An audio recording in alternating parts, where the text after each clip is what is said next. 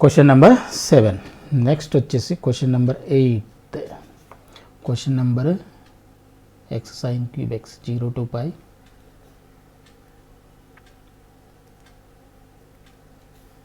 Next 8th question integral 0 to pi x sin cube x dx అంతేగా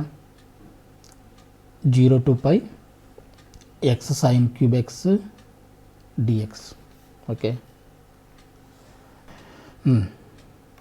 0 to pi x sin cube x dx is equal to మనకి 0 to a formula ఉంది కదా, ఆ property 0 to a fx dx is equal to 0 to a f of a minus x dx కింద రాయొచ్చు. ఓకేనా?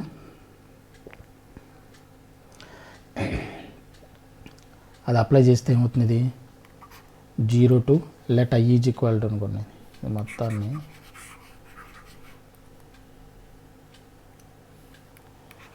Let i is equal to 0 to pi x sin cube x dx that is equal to 0 to pi, ఈ property use చేస్తే 0 to a minus x, x ఉన్న ప్రతి చోట pi minus x పెట్టండి, pi minus x sine cube pi minus x dx.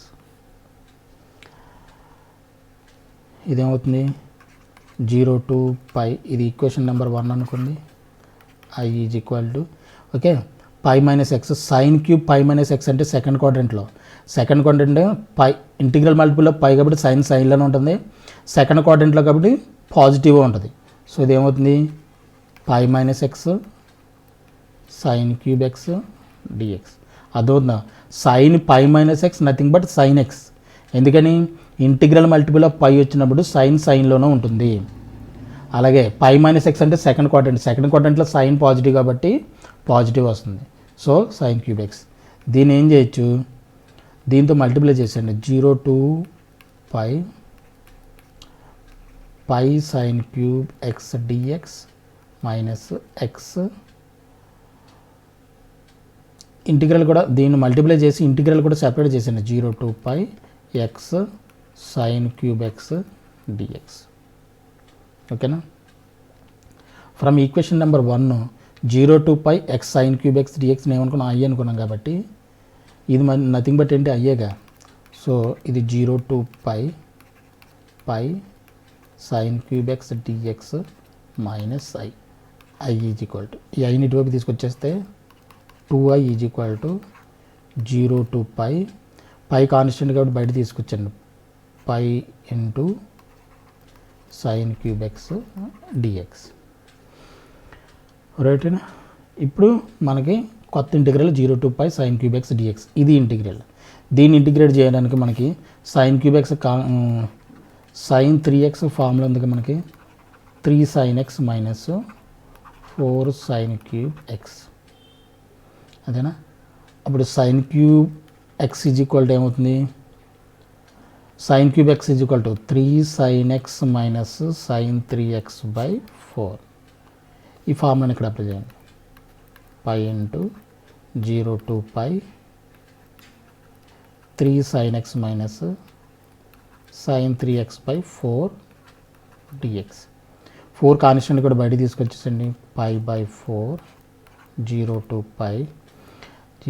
pi apply చేద్దాం, డైరెక్ట్గా integrate చేసేయండి. Constant బయటికి తీసుకొచ్చేసాం. 3 sin xకి ఇంటిగ్రేషన్ ఎంత, సైన్ ఎక్స్కి ఇంటిగ్రేషన్ మైనస్ కాస్ ఎక్స్ కాబట్టి minus 3 cos x minus sine 3xకి minus cos 3x by 3 minus కాబట్టి plus cos 3x by 3 0 to pi. ఇక్కడ 2i is equal to okay. ఇది ఏమవుతుంది, that is equal to pi by 4 minus 3 cos pi ఏమవుతుంది -1 -1 into -3 ఎంత అవుతుంది 3 plus cos 3π. Cos 3π కూడా ఎంత అవుతుంది మళ్ళీ -1 అవుతుంది. -1/3 -1/3 ఇది అప్పర్ లిమిట్ పెడితే మైనస్ ఆఫ్ లోవర్ లిమిట్ పెడితే కాస్ 0 ఎంత అవుతుంది 1 అవుతుంది. కాబట్టి ఇది -3 ప్లస్ ఎక్స్ బదులుగా 0 పెడితే కాస్ 0 మళ్ళీ 1/3. సో ఇది 1/3 దట్ ఈజ్ ఈక్వల్ టు π/4 3 - 1/3 -1/3 -3. ముందు ఒక ఆర్డర్లో 1/3 -3 ముందు ఒక ఆర్డర్లో రాసిన అంతే. ఇప్పుడు ఎల్సిఎంలో అవి చేస్తే సింప్లిఫై చేస్తే π/4 9 3 3 9 9 - 1 8 ఇది 8/3 అవుతుంది. మైనస్ ఇదేమవుతుంది 1 - 9 అంటే -8/3 అవుతుంది. -8/3 ఇక్కడ మైనస్ ఇంటూ మైనస్ ప్లస్ అయిపోతుంది. 8/3 + 8/3 π/4 into 8/3 + 8/3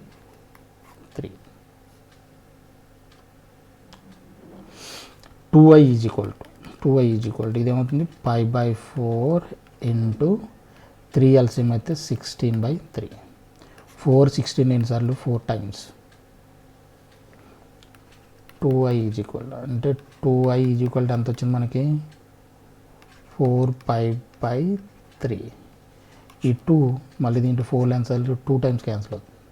therefore i is equal to ఎంత అవుతుంది 2π/3 is the answer. i is equal to 2π/3 or 2/3π ఎలాగైనా రాయచ్చు. 2π/3 ఈజ్ ద ఆన్సర్. ఇది క్వశ్చన్ నెంబర్ 8.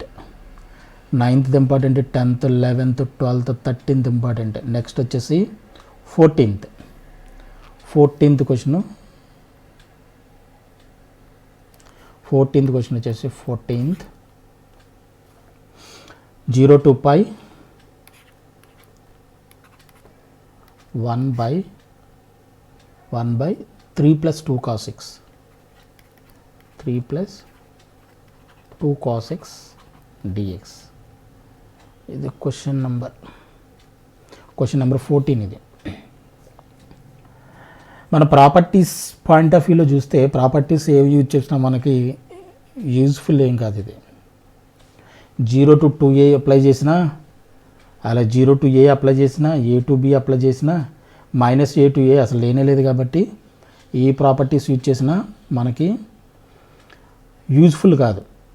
ఏ ప్రాపర్టీస్ ఎప్పుడైనా యూజ్ చేయొచ్చు, ఆల్వేస్ మనం ప్రాపర్టీస్ యూజ్ చేయొచ్చు. కానీ ఈ క్వశ్చన్కి వచ్చేసి మనకి యూజ్ లేదు. సో సొల్యూషన్లో 0 to π 1/3 + cos x 2 cos x dx is equal to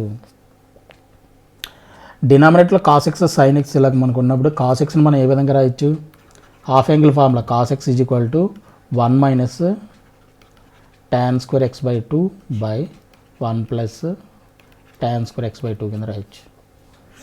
రాయచ్చా? Yes రాయొచ్చు. సో దీన్ని ఏ విధంగా రాయొచ్చు 0 to π 1/3 + 2 × 1 - tan² x/2 1 + tan² x/2 dx. Okay, ఇప్పుడు మనకు ఎల్సిఎం చేసామనుకున్నాం 0 to π 1 + tan² x/2 LCM 1 + tan² x/2 LCM అవుతుంది. 3తో మల్టిప్లై చేస్తే 3 × 1 + tan² 3 + 3 tan² x/2 3తో మల్టిప్లై చేస్తాం ప్లస్ 2తో మల్టిప్లై చేస్తే 2 - 2 tan² x/2 2 ఇంటూ దీంతో మల్టిప్లై చేస్తాం బై ఇక్కడ 1/, ఇది dx.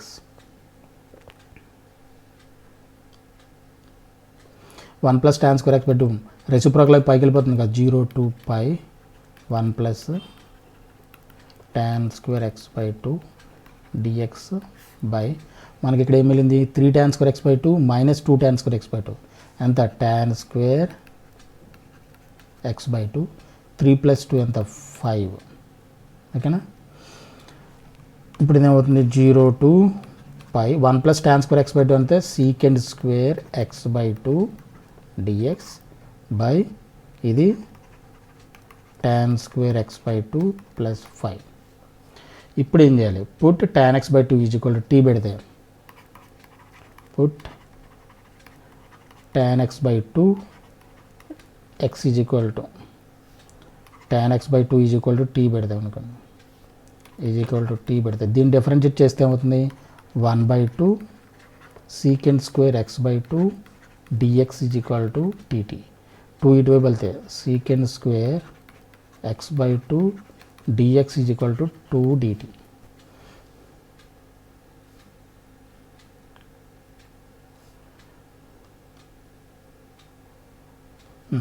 ఇంటిగ్రల్ ఏమవుతుంది, ఇది 0 to infinity secant square x by 2 dx is equal to 2 dt అవుతుంది కదా, 2 dt అంటే 2 ఇంటూ dt బై ఇది టీ స్క్వేర్ అనుకున్నాం కదా, టీ స్క్వేర్ ప్లస్ 5 ఓకేనా.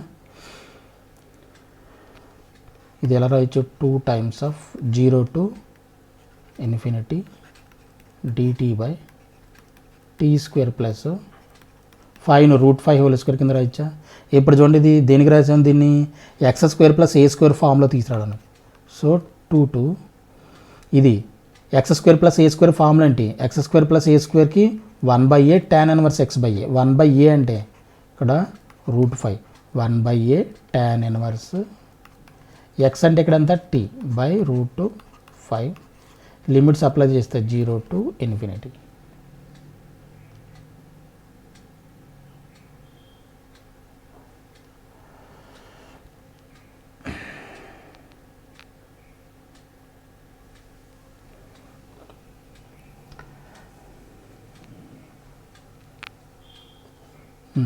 ఇక్కడ ఏమవుతుంది 2/√5 ఇంటూ tan ఇన్వర్స్ ఇన్ఫినిటీ పెడితే ఇన్ఫినిటీ బై √5 ఎంత ఇన్ఫినిటీ అవుతుంది అంతేనా. tan ఇన్వర్స్ ఇన్ఫినిటీ అంతా π/2 మైనస్ tan ఇన్వర్స్ 0 అంతా 0. ఇదేమవుతుంది 2/√5 ఇంటూ π/2. ఈ 2 cancel π/√5 is the answer. π/√5 is the answer. ఇది క్వశ్చన్ నెంబర్ 14th.